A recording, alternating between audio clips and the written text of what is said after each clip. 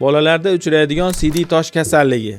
CD tosh kasalligi bolalarda bo'lishi mumkin. Buyraklarda, sidik naylarda, sidik pufagida va tashqi sidik yo'llariga ham turib qolishi mumkin.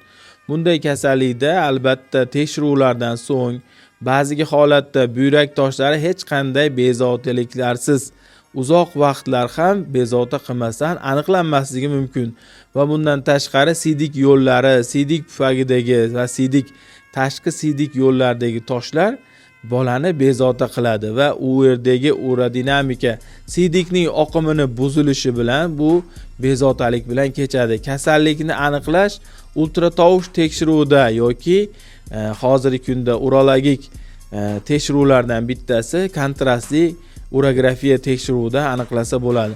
Aniqlangan sidik tosh kasalligi sidik yo'lida, sidik pufagida yoki sidik naylarda bo'lganda hech qanday kesmalarsiz hozirgi kunda juda ham zamonaviy bo'lgan lazer yordamida sidik yo'ldan kirib aniqlangan toshni maydalash va maydalangan toshlarni olib tashlash yo'li bilan davolansa bo'ladi.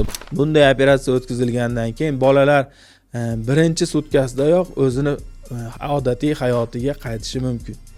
Buyrak toshlarini har doim ham sidik yo'ldan kirib lazerlarda maydalash jarrohlik amaliyoti o'tkaza olmasligimiz mumkin. Bunday holatda tashqaridan kichik teshiklar yordamida perkutan nefrolitotomiya operatsiyalarini o'tkazish kerak bo'ladi. Bunday holatda ham oldingi operatsiya turlariga o'xshab katta kesmalarsiz kichik tirqish bilan bunday muammoni hal qilsa bo'ladi.